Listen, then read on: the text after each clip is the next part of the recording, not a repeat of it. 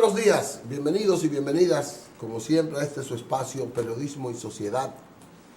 Cada mañana este conversatorio horizontal con los temas de actualidad, los temas que impactan en la sociedad dominicana, con la ayuda de Dios para que tratemos de reflexionar y construyamos una sociedad mejor, pero para todos.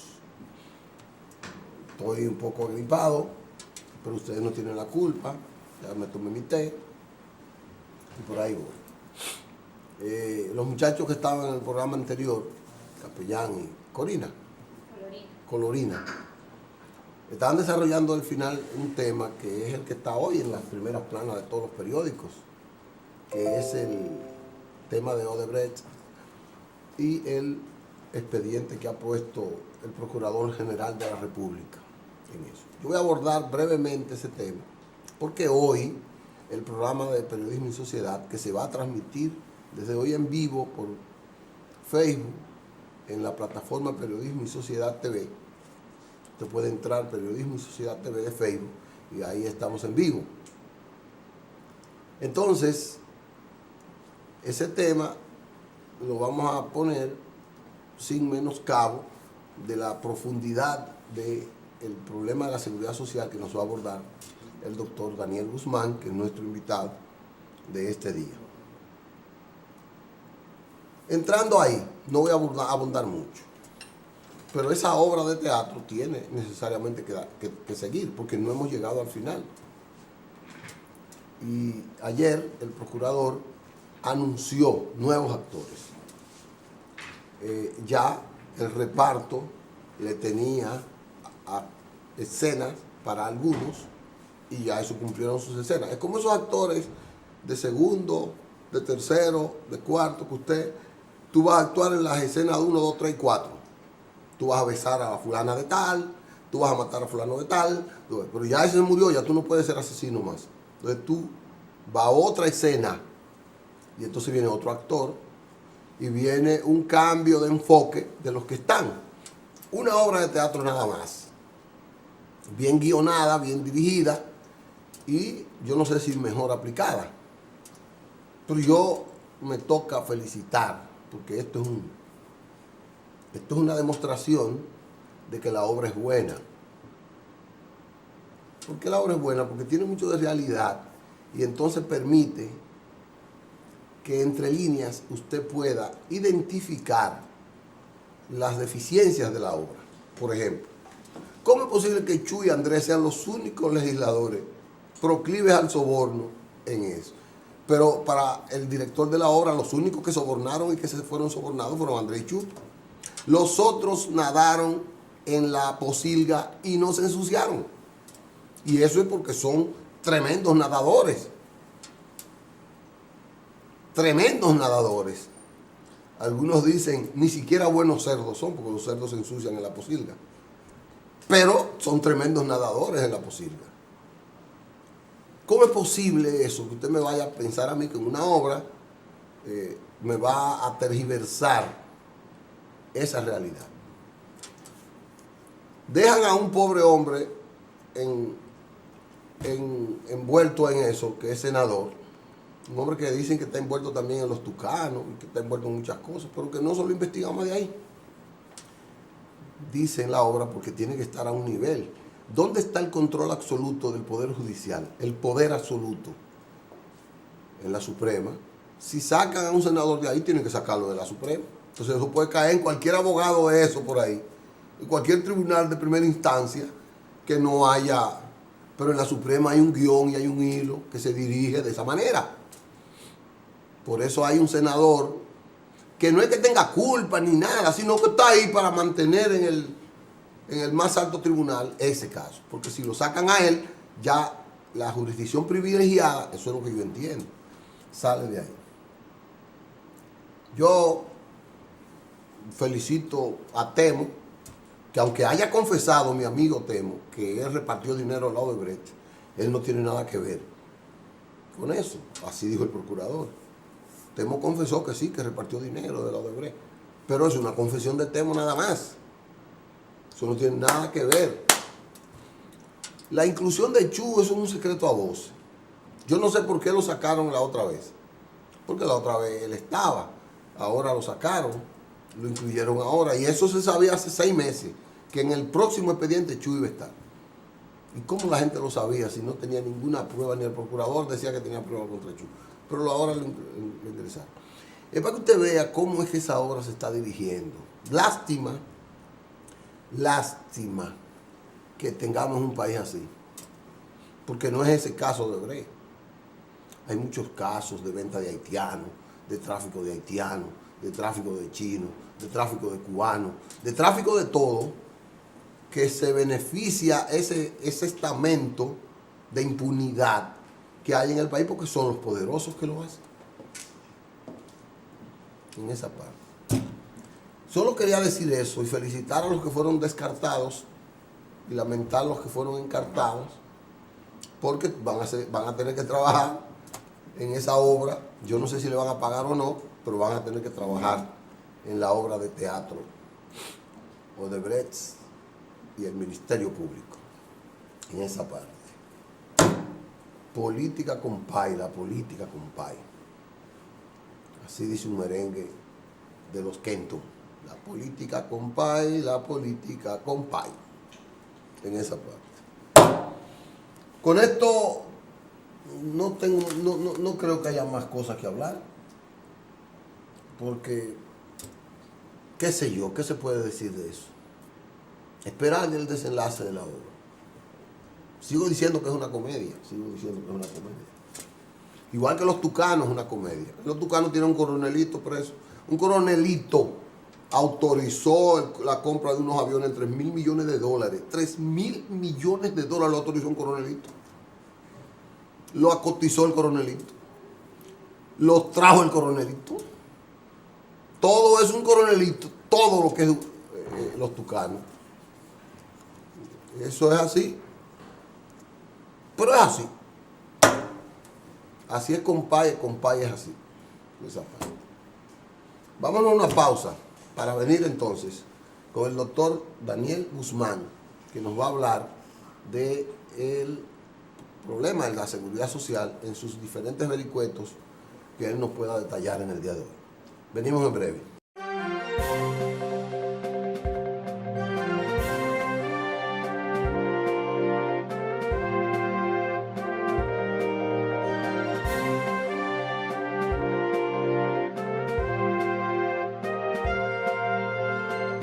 Bueno, regresamos con ustedes. Está el doctor Daniel Guzmán. Él es especialista yo le digo especialista en seguridad social porque él es uno de los hombres que más incisivo ha sido en términos de las deficiencias del cumplimiento de la ley 8701 y la ley 4200, que es la ley de salud pública. Fue un técnico internacional que trabajó en varios países. Ya él lo dijo la semana pasada. Entonces ahora él está trabajando aquí sin paga, pero está diciendo las cosas que otros no quieren decir en esa parte. Ayer hablé con una persona, valga la redundancia, que me dice que usted tiene muy buen criterio de eso, que fue el doctor Rodríguez Monegro, uno que era su secretario de salud, que renunció. Me dijo, sí, como el doctor Guzmán hay otros que tienen también mucha, pero no he oído. Buenos días, doctor. Buenos días. Dígame, ¿qué es lo que podemos hacer? Usted se quedó la otra semana haciendo énfasis en el presupuesto que estamos destinando a la inversión, no el gasto. Usted quería diferenciar el gasto de inversión. Lo que se hace en salud es una inversión. Y usted detallaba eso porque eso tenía remuneración social y remuneración en la calidad de vida. No era interés para un banco, pero sí para el país. Detállenos eso, comencemos. Como usted quiera, comencemos. Usted es el que va a dividir. No, correcto. Quiero agradecerte, Licho, como no te imaginas, esta oportunidad de que la población por lo menos tenga información de lo que significó y de lo que significa la reforma del sector salud a través de las leyes que he mencionado, la 4201 y la 8701. pero realmente no tengo mucha expectativa de que se vayan a cumplir, mucho menos que lo vayan a escuchar, porque son 14 años repitiendo lo mismo. Pero es bueno con lo que inicia. Yo no creo que debamos de caer en la esperanza, doctor. Siempre hay que perseverar. Yo te alabo. Usted es un hombre que ha tenido éxito. Usted es un hombre de éxito. Entonces, sus lauros es por la perseverancia. Sí, tú lo has dicho. Perdone ustedes, pero... Nunca he fracasado y siempre he tenido éxito, e inclusive en esas consultorías internacionales. Dicho, parecería que son agradables esas consultorías, pero esas consultorías internacionales son aprobadas por tantos estamentos que uno sufre y a lo último cuando se aprueba todo, porque si no se aprueba por 1, 2, 3, no te pagan. Sí. Entonces uno vive con cuando se aprueba una satisfacción porque pasó eso. Sí. Yo quisiera hablar de la transparencia número 7 que tengo aquí, que es la diferencia entre gasto e inversión. ¿La transparencia número 7? Sí. Y pues usted lo tiene numerada. Sí. Ok. Porque la tienen allá arriba ya. Esto es número 7. Eso va a salir ahí en televisión. La diferencia entre gasto e inversión. Ok. Gasto es la simple utilización de un bien o servicio a cambio de una contraprestación. Correcto. Y una contraprestación es servicio o pago que una persona o entidad hace a otra en correspondencia a lo que ha recibido o debe recibir. Correcto. Es decir, ese es el gasto. Ahí está en pantalla. Exactamente. Ese es el gasto. Pero inversión se espera conseguir rendimiento en el futuro. Dicho, y cuando estamos vacunando a todos los niños del país, y le estamos evitando 8, 10, 12 enfermedades, eso es rendimiento. Tú estás haciendo una inversión en esa vacuna, no un gasto. Que es a la vez un ahorro al futuro presupuesto del gobierno. Exactamente. Mira qué fácil es. Pero no se entiende. Pero no lo entiende el Fondo Monetario. Sigue diciendo que gasto en salud. No lo entiende el Banco Mundial. Los términos. Sí, los términos. Siguen diciendo que gasto en salud. El Banco Interamericano sigue diciendo que gasto en salud. Es una inversión en salud lo que estamos haciendo.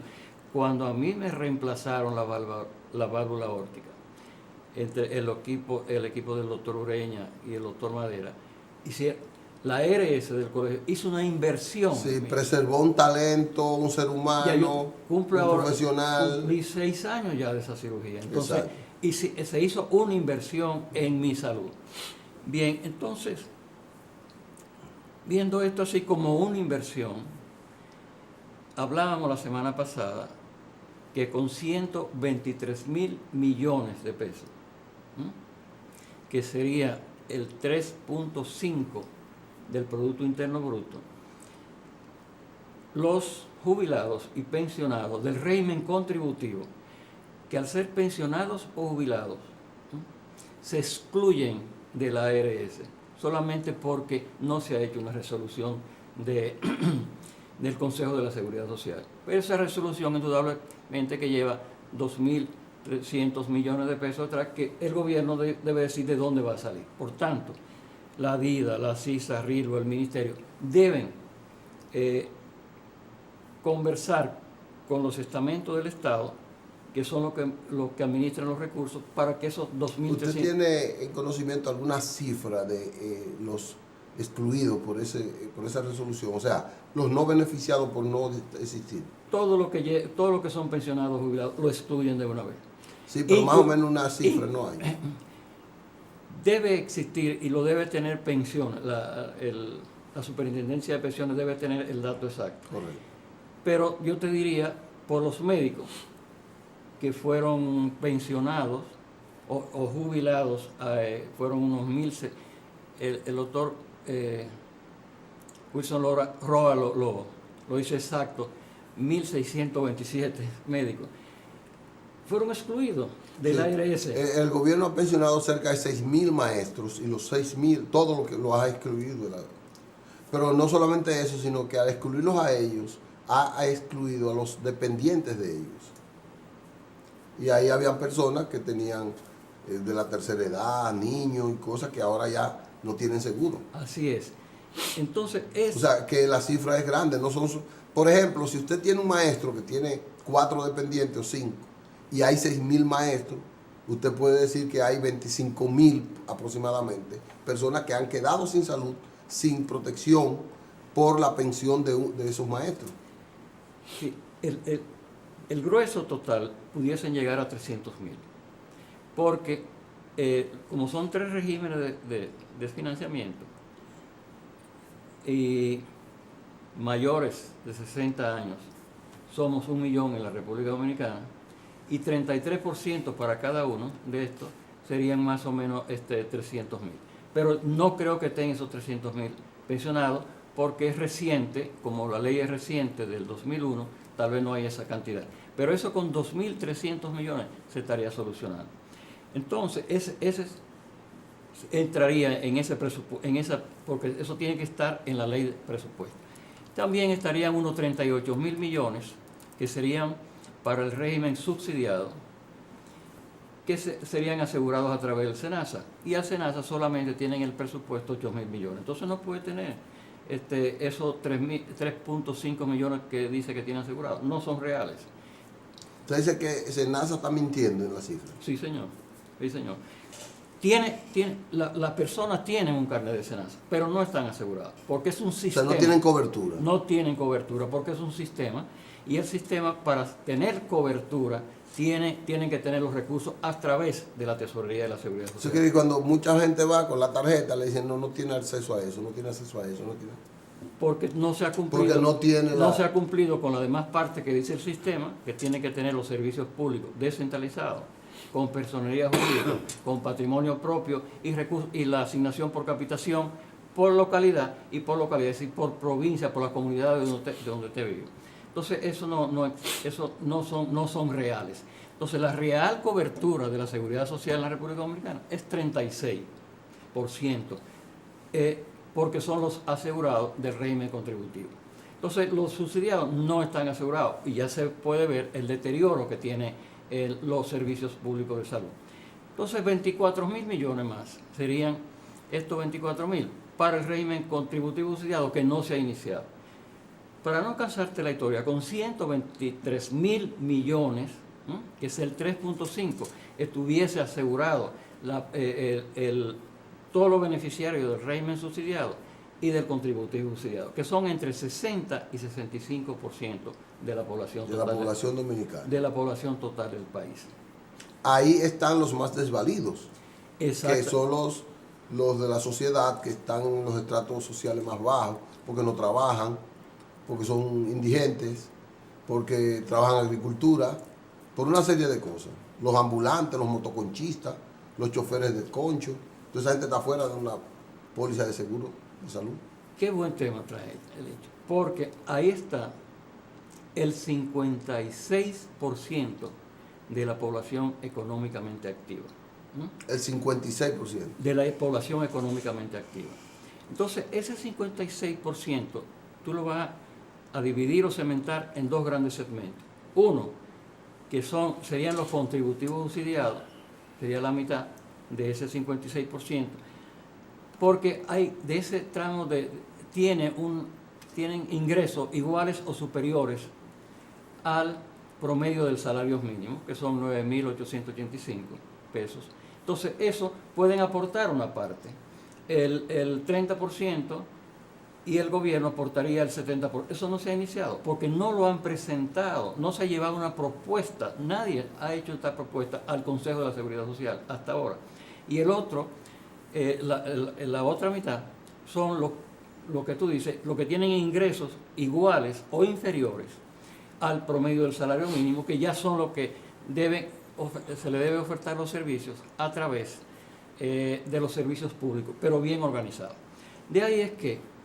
Doctor, parece ahí, la parte procedimental, el Consejo de la Seguridad Social, cuyo incumbente lo nombra dentro de una terna el presidente de la República, pero el accionar del Consejo depende tanto del presidente de la República.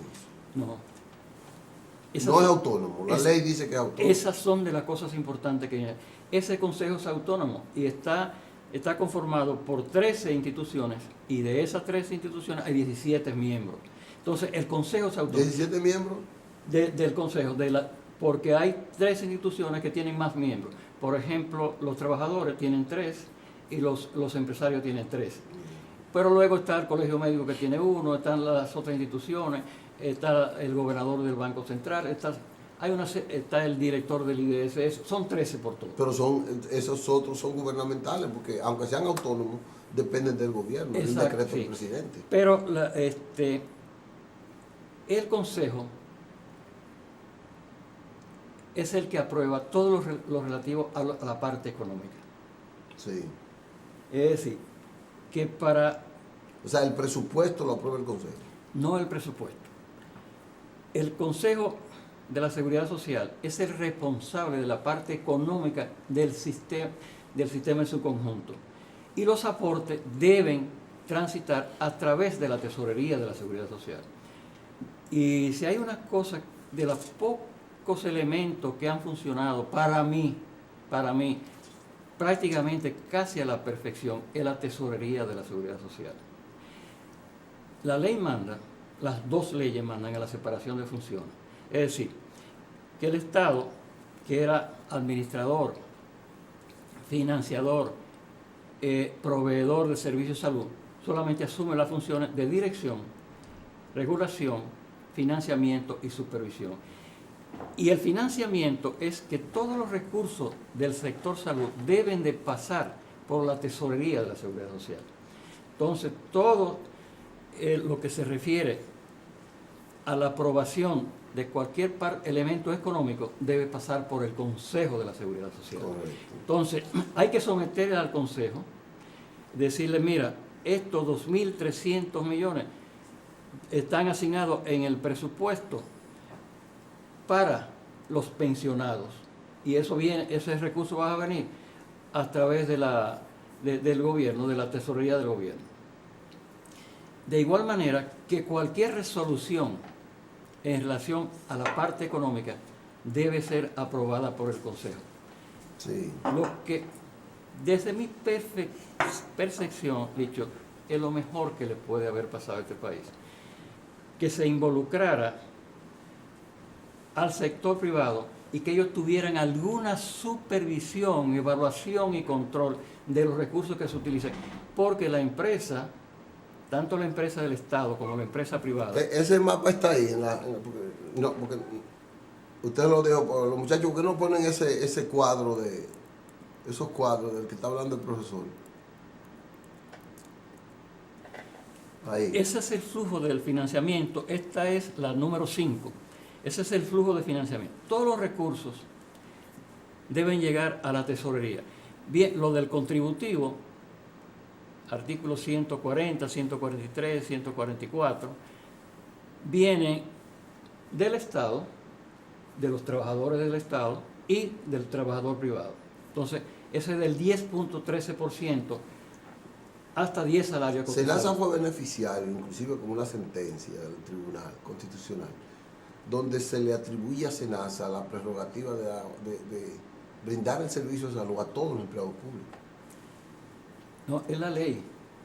Lo dice la ley. La ley, mira, SENASA debería de ser la empresa más importante que tiene el país. SENASA debería administrar cerca de 66.000 millones de pesos para los regímenes subsidiados y contributivos subsidiados. Es decir, que es la aseguradora pública del país y que tiene todos los beneficiarios del subsidiado pertenecen al SENASA, más los del contributivo subsidiado. Pero la propia ley, en su artículo 31, también dice que los trabajadores públicos del sector público, centralizado o descentralizado, y los que no tuviesen algún administrador de riesgo hasta el momento de la ley, pasarían al SENASA. Pero también ese mismo artículo da la oportunidad que si tú eres un trabajador de una empresa y tú percibes que SENASA es buena aseguradora, también tiene la libertad de ser eso. Es decir, que SENASA... O sea, además de los del gobierno o de las empresas del Estado, también puede cualquier otra empresa asegurarse en SENASA. Empresa, no personas. Personas. Porque el concepto que había anteriormente... Sí, el cambio del término sí, fue un error mío. No es error, que se mantiene. Todavía las empresas siguen, muchas de ellas, asegurando a sus trabajadores en una determinada administradora, y eso no es correcto, porque la ley da la libertad de selección a la persona. Cada año, cada persona puede cambiar su administrador. Eso se está aplicando, porque antes se violaba, pero parece que ha habido una flexibilización. Ah, qué bueno que se esté aplicando. Sí, eso es muy bueno si se está aplicando eso. Entonces, el contributivo subsidiado, los recursos deben de proceder desde el trabajador, que aporte el 30% y del salario cotizable, y el Estado el 70%. Y esos recursos estar en el presupuesto, en la ley de presupuesto, y ser transferidos a la tesorería también. Pero ya los recursos del régimen subsidiado no son por el 10%, sino por el costo del plan básico multiplicado por la población a ser atendida y por localidad. Es decir, que tú tienes por una provincia determinada, si tienes tantos miles de habitantes y de eso el 60% pertenecen, o el tanto por ciento pertenecen al subsidiado, entonces se multiplica eso. Pero eso tiene que estar en el presupuesto. Y eso no se ese es el costo para cada provincia. Para cada persona y por provincia. De ahí es que se pueden formar. La ley manda a conformar redes o la red pública de servicios de salud. Y entonces las provincias serían microredes. Microredes. Pero antes de entrar a las microredes, porque eso es importantísimo lo que ha señalado. Pero ya el tránsito, a ver si puede conseguir la 5, el tránsito de la tesorería a las ARS no es por el 10.13%. Que pongan la número 5, dice él. Sí, ya no es por el 10.13%, sino la tesorería transfiere los recursos por el costo del plan básico, por la cantidad, por las personas aseguradas que tenga esa ARS. Pero ya la ARS no transfiere ni por el 10% el salario cotizable, ni por el costo del plan básico, sino por servicio prestado a los asegurados a esa ARS en los proveedores de servicios de salud. De ahí es que, fíjate, eso es tan importante y produce un impacto tan positivo en toda la comunidad, que una persona que aporta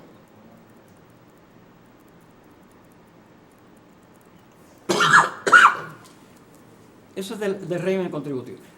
Yo casi no me gusta tocar el régimen contributivo porque desde mi percepción se está ejecutando bastante bien, a pesar de las diferencias que hay pero que toda la atención se le ha prestado a este régimen. En cambio, el 60-65% nadie le ha prestado atención. Ese es el anterior, exactamente. Exacto. Pero quiero pasar ahora, Licho, fíjate, una persona, un gerente de un banco, aporta a la Seguridad Social mensualmente 10,000 entre él y su banco, 10,112 pesos con 89 centavos.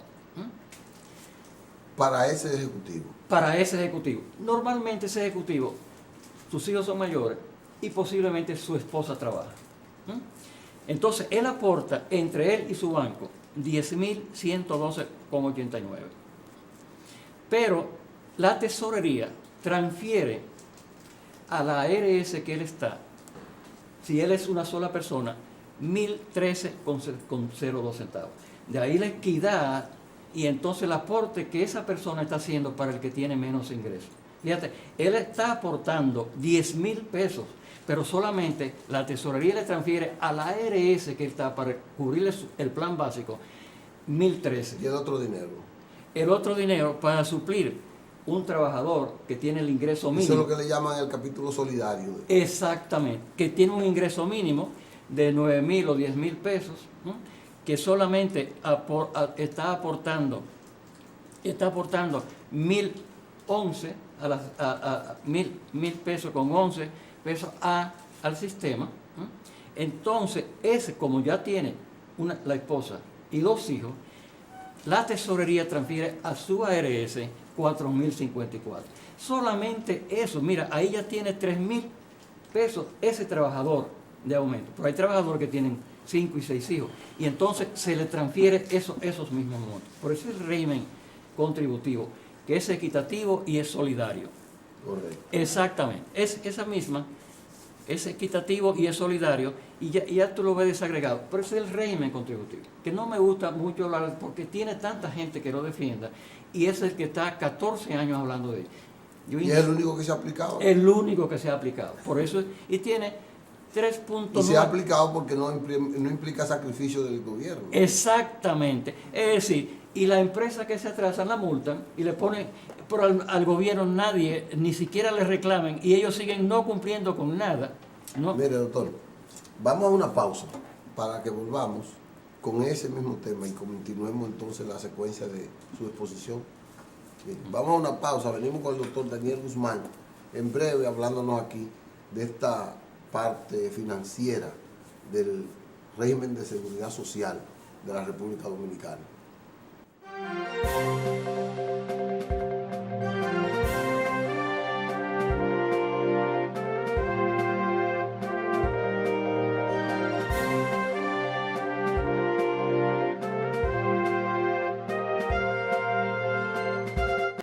Bien, regresamos con ustedes y el doctor Daniel Guzmán, hablándonos de la seguridad social.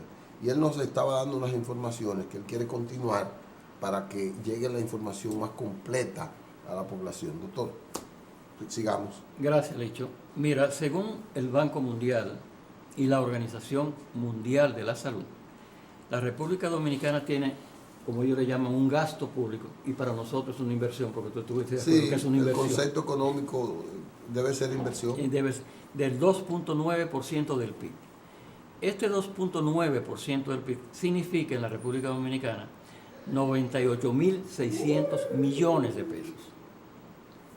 Si nosotros dividimos estos 98.600 millones de pesos en los 3.546.688 afiliados que dice SENASA que tiene al tren, que dice SENASA no, que dice en la página web del Consejo de la Seguridad Social, se estaría invirtiendo por cada beneficiario de esto $556 anuales. 556 $56 anuales. En cambio, el régimen contributivo... Eso viene siendo como 20,000 y algo. 27.800 pesos. 27.800 pesos. Pero en cambio, el régimen contributivo de la misma página de la Seguridad Social, que tiene asegurado 3.901.592, la tesorería entregó a 22 administradoras de riesgo, ya fue 13 privadas, 7 de autogestión y 2 públicas. Le entregó 41.095 millones de pesos. Si tú divides esos 41.095 millones de pesos entre los 3.9 millones de afiliados, te va a dar 11.585 pesos por asegurado, lo que significa... Por año. Es menos de 1.000 pesos. 231 pesos por año. 231. No por mes. Por año. $231. $231 por año. En cambio, en el sector público... Vamos a traducirlo en dominicano. $231,000 son como 11,000 pesos. Son 11.585. Entonces eso quiere decir que es menos de 1,000 pesos por persona por mes. Exactamente. Y eso es lo que se llama... Para preservar la salud de un pueblo. Es el régimen contributivo, que dicen que los bancos se lo toman, que se lo agarran todo, que las ARS se están acabando con todo. Pero también mire, es verdad, doctor. Pero con $231. ¿Por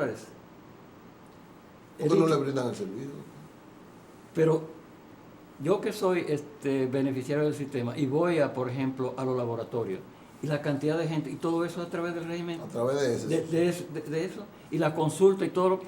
Son dos, mientras el Estado gasta 556, las administradoras de riesgo, pública, privadas y mixtas, son $231 al año. O sea, que el Estado está sobrepagando el doble. 2 veces y media más. 2 veces y no hay servicio en los hospitales. Y no hay servicio en los hospitales. En cambio, y yo, mira, ni tengo acciones en Pero banco. vamos a ponernos claros, doctor, porque usted me ha dicho algo que es muy chocante para mí.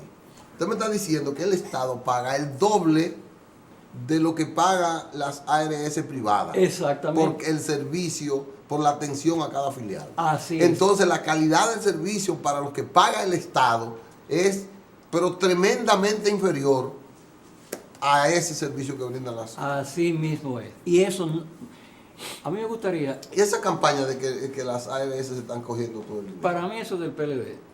Para ellos, sí, para ellos no hacer lo que tienen que hacer, para no querer cumplir con la ley, y han vendido permanentemente que es el sector privado el malo. No, el malo es el gobierno que no ha querido cumplir con la ley, se han negado. Pero con esos recursos se puede arreglar. Ahora, yo vi, doctor, y esto le voy a decir, usted me puede corregir un problema, que es que el sistema de salud tiene una válvula que es muy dañina.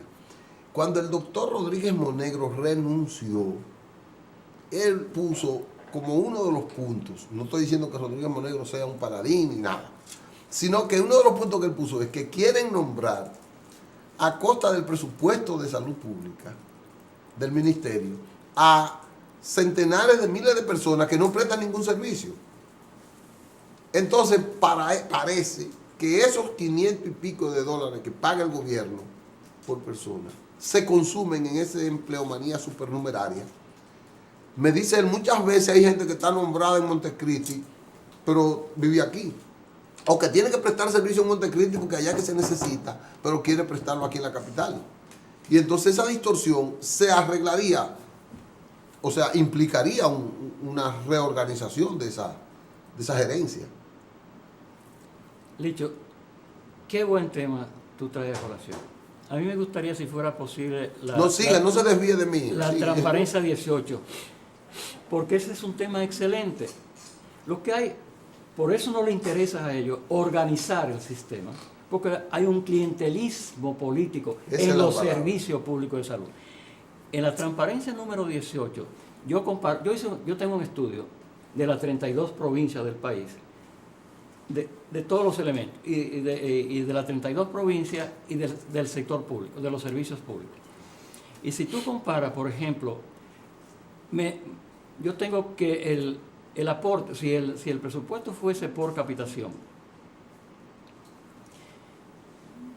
el Estado está entregando apenas el 26% en promedio de los recursos que debería entregar a los servicios públicos. Y ese es un dato importante. Pero además que hay un clientelismo, porque si tú comparas la provincia que se recibió la mayor cantidad de recursos con la que recibió la menor, que fue la que recibió la mayor cantidad de recursos para el año del estudio, que fue el 2014, que fue la hermana Mirabal, que se recibió el 69%, en cambio, la Altagracia recibió el 11%. Si tú observas solamente que eso implicaría que habría que ser, como usted lo dijo ahorita, por la proporción de las provincias. Correcto. Y si tú lo observas, por ejemplo, la provincia hermana Mirabal, que tiene 92,000 habitantes, tenía para el 2014 1.661 empleados en los hospitales, como se le llama, en los servicios públicos de salud. Tiene 92,000 habitantes, ¿no verdad? Y tiene 1.600. En cambio, la Altagracia, con 273,000 habitantes, tiene 575. Entonces, qué desproporción. Eso, ¿cómo tú puedes ofertar servicios de salud? Y los indicadores son iguales o lo mismo que en la Altagracia y la hermana Mirabal, porque esa gente que está trabajando ahí no va a hacer ningún trabajo, eso es clientelismo político, ¿no? Sí. Entonces, ese clientelismo, lo que ellos no han querido desmontar, ¿no? Y eso tiene mucho que ver con la influencia de las hermanas Mirabal en el poder. Y de ahí es que estamos proponiendo que se inicie formalmente en la frontera, en las 5 provincias de la frontera, esa es la propuesta suya. como lo manda la ley. Eso quiere decir Pedernales, Jimaní, Elías Piña, Dajabón y Montecristi. Exactamente. Hay una temática de que hay otros pueblos de la frontera que son próximos a la frontera que deben ser incluidos, como Bauruco, como Santiago Rodríguez, que aunque no son propiamente fronterizos, tienen las mismas condiciones que esas 5 provincias. Y pudiesen ser incluidas. Esa es muy buena idea. Pudiesen ser incluidas y yo tengo los datos también para que puedan ser incluidas. Igual que San Juan, que ha empobrecido de una manera extraordinaria en los últimos 20 años.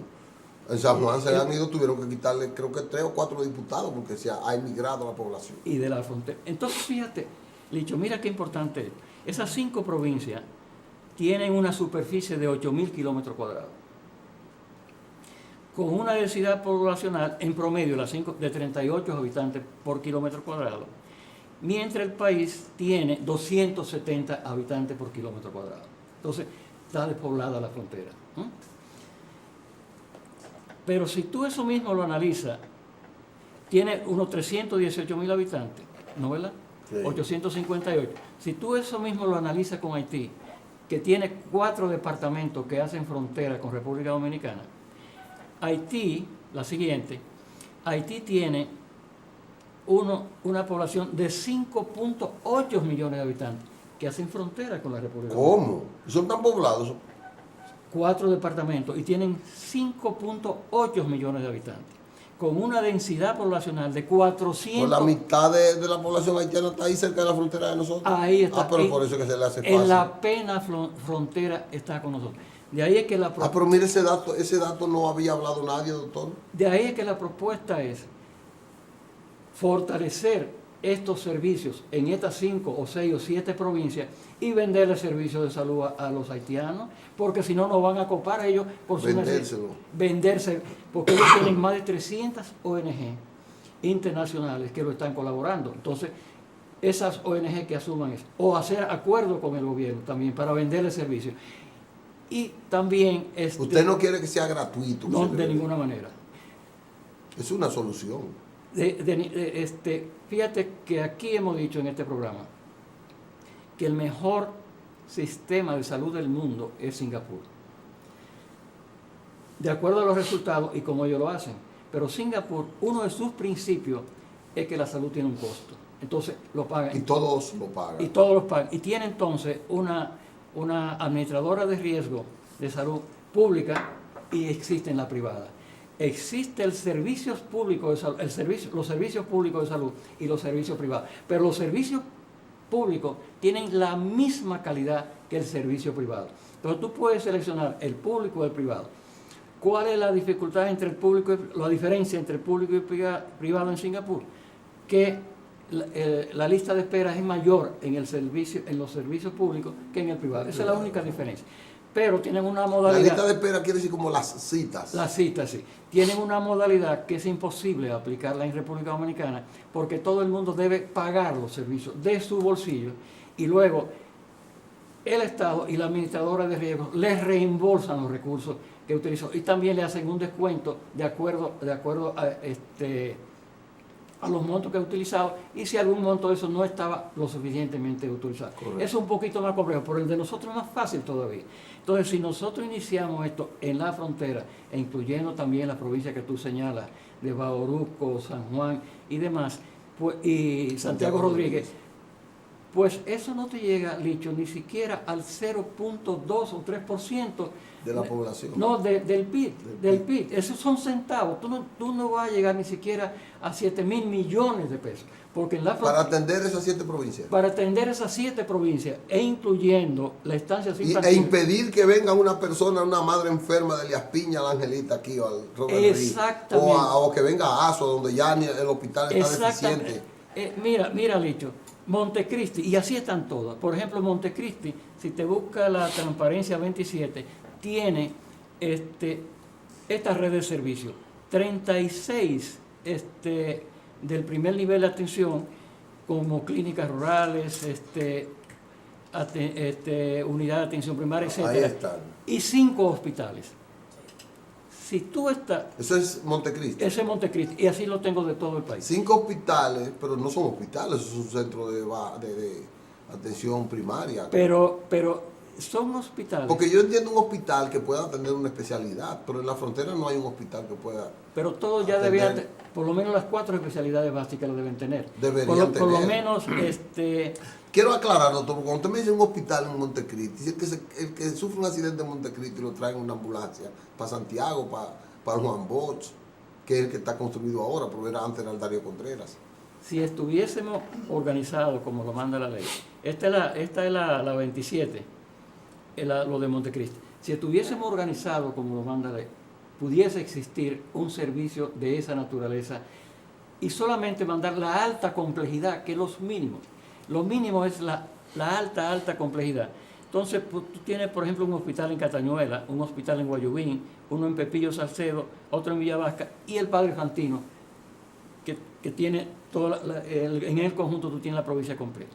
Entonces, si tú organizas los servicios como debe ser, y tú para cada uno de estos tienes las 4 especialidades básicas. Tú tienes medicina interna, cirugía, pediatría y ginecobstetricia.